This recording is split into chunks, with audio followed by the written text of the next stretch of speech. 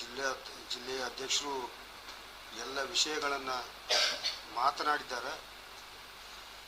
ನಾನು ಕೂಡ ಏನು ನಮ್ಮ ಸಂಸದರಾದಂಥ ರಮೇಶ್ ಜಿಗಜಿಣಗಿ ಸಾಹೇಬರು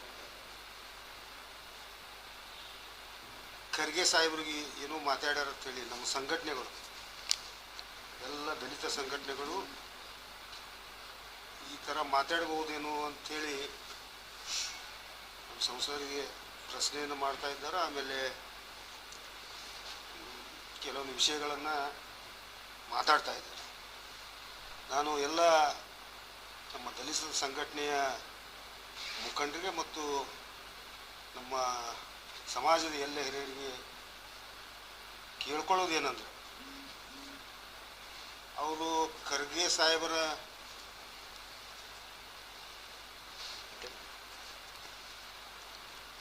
ಸಾಹೇಬರ ಬಗ್ಗೆನೂ ಯಾವಾಗೂ ವಿರೋಧಿಲ್ಲ.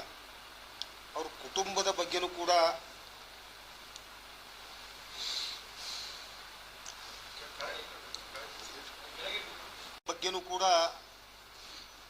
ಅವರು ಯಾವಾಗಲೂ ವಿರೋಧ ವ್ಯಕ್ತಪಡಿಸಿಲ್ಲ.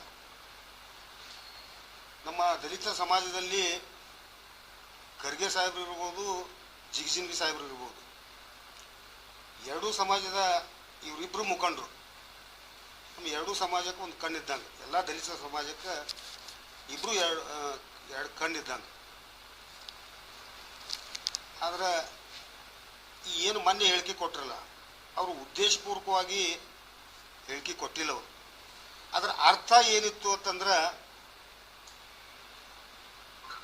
ಗೃಹ ಸಚಿವರು ಖರ್ಗೆ ಸಾಹೇಬರು RSS ಬಗ್ಗೆ ಹೇಳ್ತಾ ಇದ್ದಾರೆ. ನೀವೇನು ಹೇಳ್ತೀರಿ ಅಂತೇಳಿ ನೀವು ಮೀಡಿಯಾದವ್ರು ಕೇಳಿದಾಗ ಅವ್ರು ಹೇಳಿದ್ರೆ ಅರ್ಥ ಏನಿತ್ತು ಅಂತಂದ್ರೆ,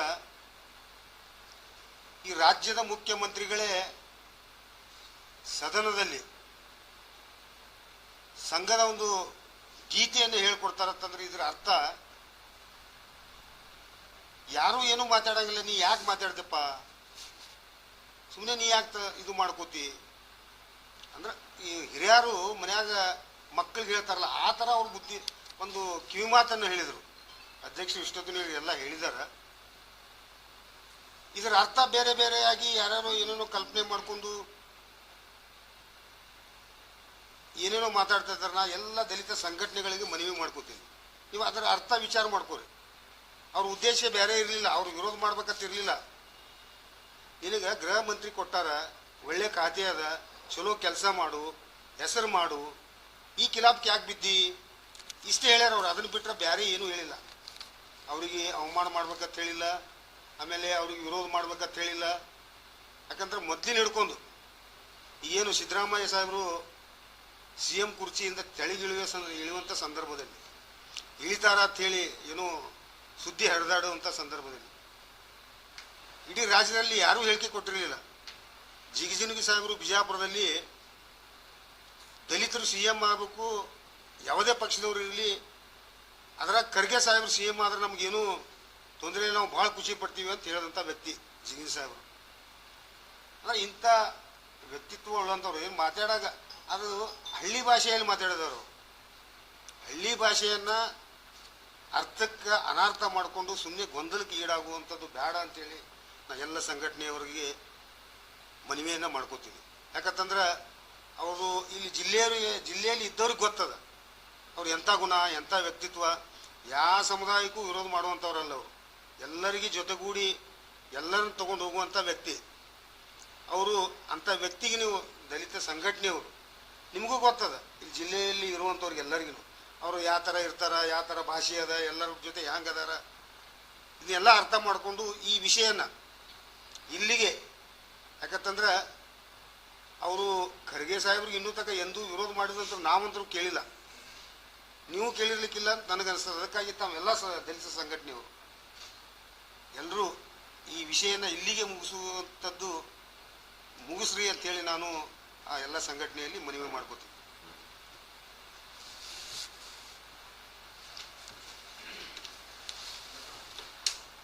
ಏನಂತ ಕಾಂಗ್ರೆಸ್ ಒಳಗೂ RSS ಸ್ವಯಂ ಸೇವಕರು ಅದಾರ, ಅವ್ರ ಪರವಾಗಿರ್ತಾರೆ. ಈ RSSಕ್ಕೆ ಹಿಂಗೆ ಮಾಡೋದ್ರಿಂದ ಅವ್ರು ನಿಮಗೆ ವಿರೋಧ ಆತಾರ. ಅವ್ರು ಹೇಳಿದ್ರೆ ಅರ್ಥ ನಿಮ್ಮವರೇ, ನಿಮ್ಮ ಕಾಂಗ್ರೆಸ್ದಾಗ ಇದ್ದವರೇ RSS ಪರವಾಗಿ ಅದಾರ, ಈಗ ನಿಮ್ಮ ಪರವಾಗಿ ಅದಾರ.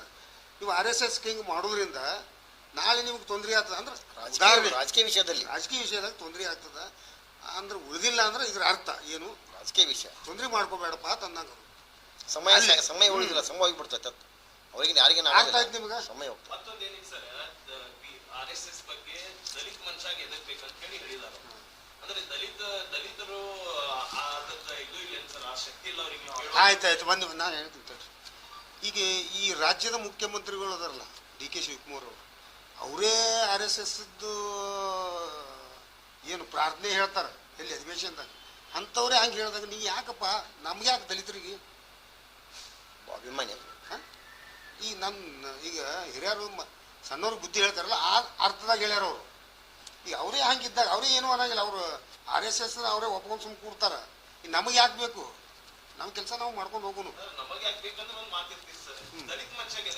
ನಾವು ಅವರು ದಲಿತರೇ ಅಲ್ರಿ, ಅವರು ದಲಿತರೇ ನಾನು ದಲಿತರೇ. ನಮ್ಮ ದಲಿತರಿಗೆ ಯಾಕೆ ಬೇಕು, ಅವರೇ ಹಂಗೆ RSS ಪರವಾಗಿ ಇರ್ತಾರೆ. ನಾವ್ ಯಾಕಂದ್ರೆ ಮೈ ಮೇಲೆ ಹಾಕೋದು ಕೆಲಸ ಮಾಡ್ಕೊತ ಹೋಗೋಣ ತಂದಂಗದ್ರ ಸಂಘಟನೆ, ಇದು ಪಕ್ಷ ನಮ್ದು. ಅವ್ರ ಕೆಲಸ ಅವ್ರು ಮಾಡ್ತಿರ್ತಾರೆ, ನಮ್ಮ ಕೆಲಸ ನಾವು ಮಾಡ್ತಿರ್ತೀವಿ. ಸಂಘಟನೆಯವರು ಆ ಆಡಿಯೋದಾಗ ಏನೇನು ಬಂದದ ಗೊತ್ತಿಲ್ಲ, ಏನೇನು ಮಾತು, ಅದಕ್ಕೆ ನಾನು ಮನವಿ ಮಾಡ್ಕೊಂಡಿದ್ದೆ. ಅವ್ರು ಹೇಳಿದ್ರೆ ಅರ್ಥನೇ ಬೇರೆ, ಸಂಘಟನೆಯವ್ರು ತಿಳ್ಕೊಂಡಿದ್ದೇ ಬೇರೆ. ಅದ್ರಾಗ ಒಂದಿಷ್ಟು ಬೆಂಕಿ ಹಾಕೋರು ಇರ್ತಾರೆ, ಪ್ರಚೋದನೆ ಮಾಡೋರು. ನಿನ್ನೆ ಒಬ್ರು ಯಾರು ಏನೋ ಹೇಳಿದ್ರು ನೋಡಿ, ಅದನ್ನ ಈಗೇನು ಹೇಳಂಗಿಲ್ಲ.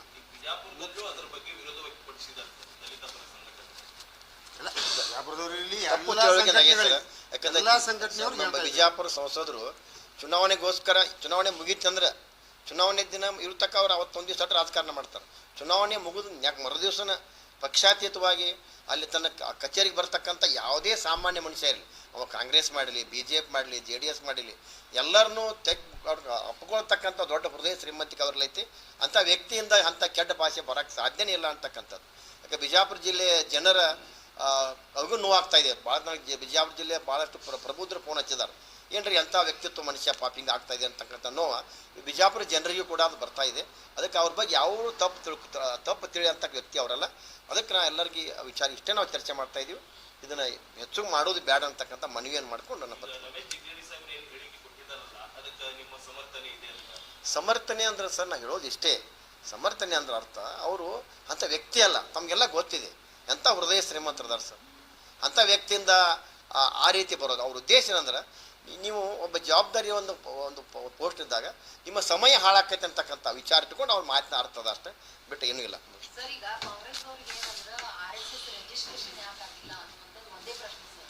ನೋಡ್ರಿ, ಕಾನೂನು ಕಾಂಗ್ರೆಸ್ದವ್ರು ಈಗ ಕೇಳಕತ್ತಿಲ್ರಿ. ಒಂದು 100 ವರ್ಷ ಏನು ಸಂಘ ಪ್ರಾರಂಭ ಆಗೈತಿ ಅವಾಗಿಂದ ಕೇಳ್ಯಾರ. ಕಾನೂನು ಹೋರಾಟ ಮಾಡ್ಯಾರ, ಕೋರ್ಟ್ಗಳಲ್ಲಿ ಸಾಕಷ್ಟು ಚರ್ಚೆಗಳಾಗಿದ್ದಾವೆ. ಕೊನೆಗೆ ಆ ಕೋರ್ಟೇ ಹೇಳಿದೆ, ಅದು ಆ ಕೋರ್ಟ್ ಹೇಳಿದ ಬಳಿಕ ಮತ್ತೆ ಇವ್ರೇನು ಕಾಂಗ್ರೆಸ್ ಏನು ಹೇಳ್ತಾರೆ ರೀ, ಕೋರ್ಟ್ನಲ್ಲೇ ಕ್ಲಿಯರ್ ಆಗಿದೆ ಅದು. ಮತ್ತು ಅವ್ರಿಗೆ ಸಾಧ್ಯತೆ ಕಾಂಗ್ರೆಸ್ ಎಂದೋ RSS ಬ್ಯಾನ್ ಮಾಡಬೇಕಾಗಿತ್ತು. ಅದಕ್ಕೆ 100 ವರ್ಷ ಕಾಲ ಪ್ರಯತ್ನ ಮಾಡಿದ್ರು, RSS ಬ್ಯಾನ್ ಆಗಿಲ್ಲ ನಿಮ್ಮ ಕೈಲೇ. ಕೊನೆಗೆ ಕಾಂಗ್ರೆಸ್ನ ಒಪ್ಕೊಂಡಾಗ RSSನ್ನು.